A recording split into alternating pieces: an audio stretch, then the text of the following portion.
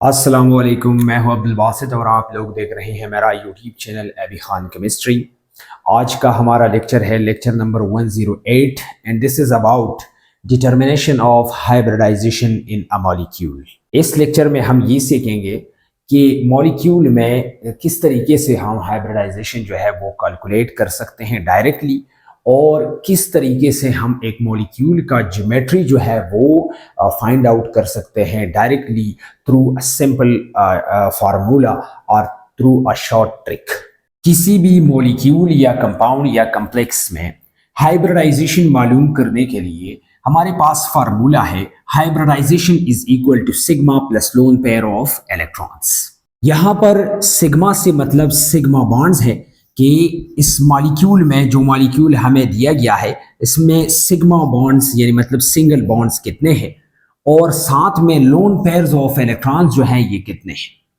इसी के सम से एक वैल्यू आएगा और वो वैल्यू हमें ये बताएगा कि गिवन मॉलिक्यूल का ज्योमेट्री और हाइब्रिडाइजेशन कौन सा है। यहां पर इसके सम से, इस sigma plus lone pair of electron के सम से अगर वैल्यू आ गया 2 तो इसका मतलब होगा कि sp हाइब्रिडाइजेशन है मॉलिक्यूल में। 3 आ गया तो sp2 हाइब्रिडाइजेशन होगा। 4 आ गया तो sp3 होगा या dsp2 हाइब्रिडाइजेशन होगा। लेकिन ये सूरत जो है ये तब होगा जब कॉम्प्लेक्सेस में आप हाइब्रिडाइजेशन मालूम करते हैं। कॉम्प्लेक्सेस, अगर एक एग्जांपल आपको दिया गया है और वो कॉम्प्लेक्सेस से ताल्लुक रखता है, बिलोंग करता है या कोऑर्डिनेशन कंपाउंड है, तो उसी सूरत में दो किस्म के वैल्यू तो 4 ही आएगा, लेकिन दो किस्म के हाइब्रिडाइजेशन हो सकते हैं। तो फिर उस कॉम्प्लेक्स में आपने देखना है कि अगर वीक फील्ड लिगेंड है तो उसके लिए फिर sp3 हाइब्रिडाइजेशन होगा, टेट्राहेड्रल ज्योमेट्री होगा, और अगर dsp2 हाइब्रिडाइजेशन है तो फिर स्क्वायर प्लेनर ज्योमेट्री होगा, और ये स्ट्रॉन्ग फील्ड लिगेंड के लिए है। अगर कॉम्प्लेक्स में या कोऑर्डिनेशन कंपाउंड में स्ट्रॉन्ग फील्ड लिगेंड है तो फिर उसका हाइब्रिडाइजेशन dsp2 होगा। 5 वैल्यू आ गया तो इसका मतलब होगा कि मॉलिक्यूल में जो हाइब्रिडाइजेशन है वो dsp3 है। 6 का वैल्यू आ गया तो यहां पर होगा d2sp3 हाइब्रिडाइजेशन। और अगर वैल्यू 7 आ गया तो इसका मतलब होगा कि मॉलिक्यूल में या कॉम्प्लेक्स में या कोऑर्डिनेशन कंपाउंड में जो हाइब्रिडाइजेशन है वो dsp3 है। अब ये वैल्यूज आपने अपने साथ नोट करना है। टेक्स्ट बुक में नोट करते हैं या आम नोटबुक में आप नोट करते हैं, किसी भी जगह पर आप नोट करते हैं, लेकिन ये नोट करना लाजिमी है। और इससे रिलेटेड मैं अब एग्जांपल सॉल्व करूंगा और उसमें ये फाइंड आउट करूंगा कि कौन सा हाइब्रिडाइजेशन मॉलिक्यूल में है और कौन सा ज्योमेट्री देगा। फर्स्ट एग्जांपल है H2O। अब H2O में ये मालूम करते हैं कि कौन सा हाइब्रिडाइजेशन है। यहां पर तो हाइब्रिडाइजेशन के लिए फार्मूला है sigma plus lone pair of electrons. Hybridization यहां पर इस H2O मॉलिक्यूल में 2 सिग्मा बॉन्ड्स हैं, 2 हो गया, प्लस यहां पर ऑक्सीजन के पास 2 लोन पेयर है, तो इससे वैल्यू आएगा 4। इस 4 का मतलब यह है कि यहां पर इस H2O मॉलिक्यूल में sp3 हाइब्रिडाइजेशन है, sp3 हाइब्रिडाइजेशन है, और इसका ज्योमेट्री होगा टेट्राहेड्रल। सेकंड एग्जांपल है CH ट्रिपल बॉन्ड CH। ये इथाइन है या एसिटाइलिन है, ठीक है जी। ये फर्स्ट कार्बन हो गया, ये सेकंड कार्बन हो गया, और इस कार्बन के लिए मैं हाइब्रिडाइजेशन मालूम करता हूं। तो hybridization of first carbon equal to sigma plus lone pair of electrons. Sigma bond अब यहां पर कितने हैं, फर्स्ट ये हाइड्रोजन के साथ जो है ये फर्स्ट सिग्मा बॉन्ड हो गया, और दूसरा ये है 2 सिग्मा बॉन्ड है प्लस लोन पेयर 0 है, इसका वैल्यू 2 आता है। 2 से मतलब ये है कि फर्स्ट कार्बन का जो हाइब्रिडाइजेशन है ये sp हाइब्रिडाइजेशन है। इसी तरीके से आप सेकंड कार्बन के लिए भी कैलकुलेट कर सकते हैं। Hybridization of second carbon equal to sigma plus lone pair. यहां पर कितने सिग्मा बॉन्ड्स हैं, फर्स्ट हाइड्रोजन के साथ हो गया और दूसरा ये हो गया, 2 सिग्मा बॉन्ड्स है प्लस लोन पेयर 0 है, इससे भी वैल्यू आता है 2। तो इसका मतलब ये हो गया कि सेकंड कार्बन का जो हाइब्रिडाइजेशन है वो भी sp हाइब्रिडाइजेशन है, और इस मॉलिक्यूल के लिए यहां पर भी लीनियर ज्योमेट्री है और यहां पर भी लीनियर ज्योमेट्री है। तीसरा एग्जांपल है NH3 एमोनिया। अब सेंट्रल एटम जो है नाइट्रोजन, और इसके लिए मैं हाइब्रिडाइजेशन जो है वो कैलकुलेट करता हूं। Hybridization of nitrogen in ammonia equal to sigma plus lone pairs of electrons. यहां पर सिग्मा बॉन्ड्स कितने हैं?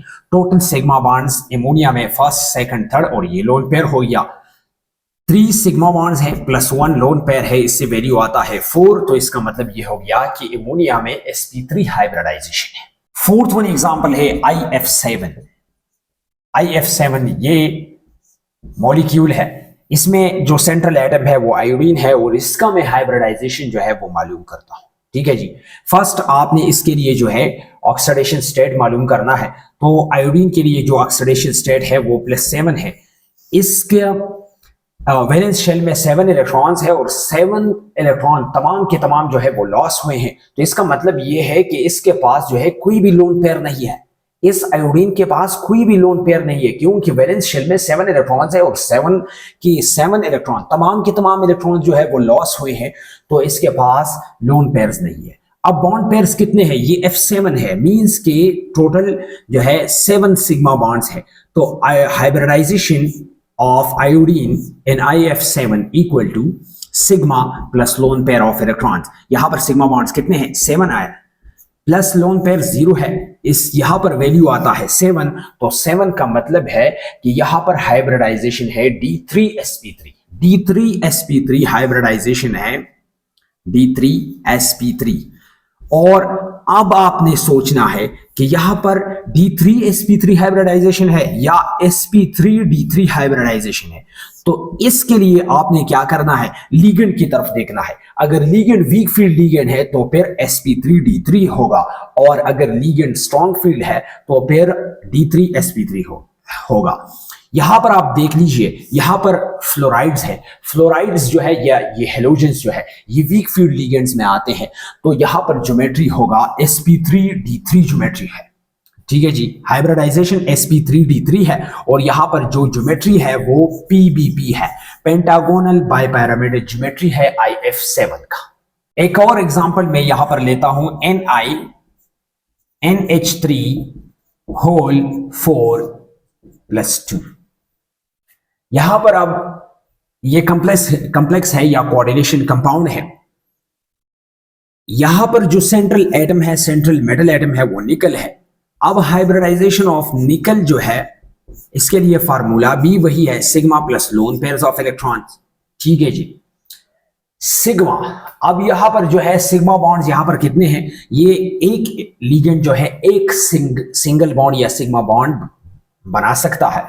यहां पर 4 लिगेंड्स है, इसका मतलब ये हो गया कि 4 सिग्मा बॉन्ड्स है प्लस लोन पेयर जो है वो 0 हो गया। ठीक है जी। अब यहां पर ज्योमेट्री क्या आएगा? 4 वैल्यू आता है, 4 वैल्यू। तो 4 का मतलब ये हो गया या तो sp3 होगा और या dsp2 होगा। अब इसके लिए आपने देखना है लिगेंड की तरफ। यहां पर लिगेंड जो है ये वीक फील्ड लिगेंड है, तो इसका मतलब ये है कि यहां पर जो हाइब्रिडाइजेशन है वो sp3 हाइब्रिडाइजेशन है। अगर स्ट्रॉन्ग फील्ड लिगेंड यहां पर आता है तो फिर हाइब्रिडाइजेशन जो है वो dsp2 होगा।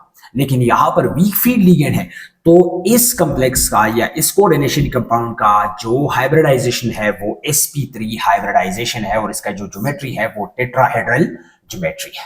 एक और एग्जांपल है COCN होल 6/-3।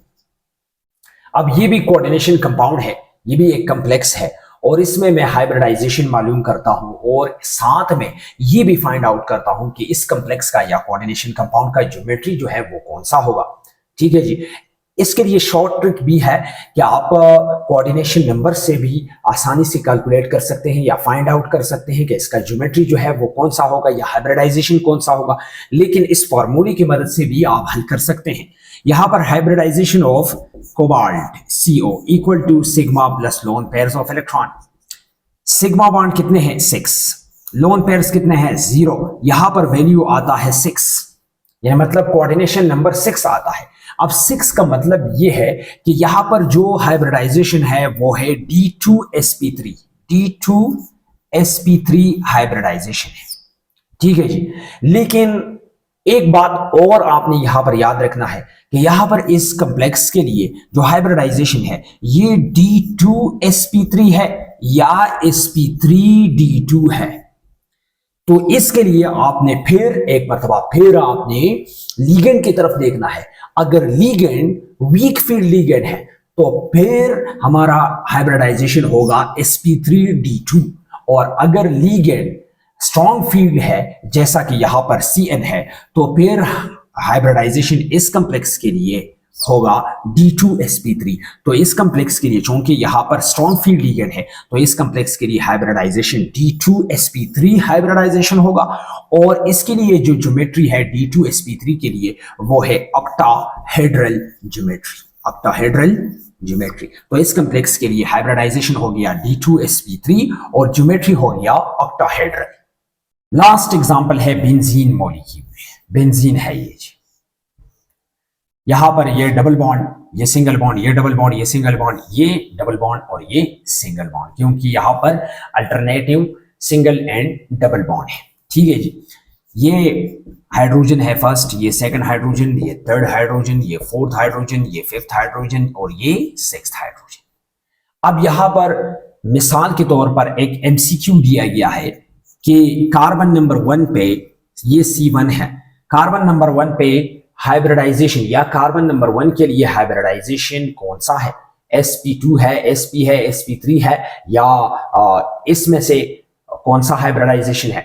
तो आपने इसी फार्मूले की मदद से आपने कैलकुलेट करना है या फाइंड आउट करना है कि यहां पर कौन सा हाइब्रिडाइजेशन है। तो C1 के लिए hybridization of C1 equal to sigma plus lone pairs of electrons.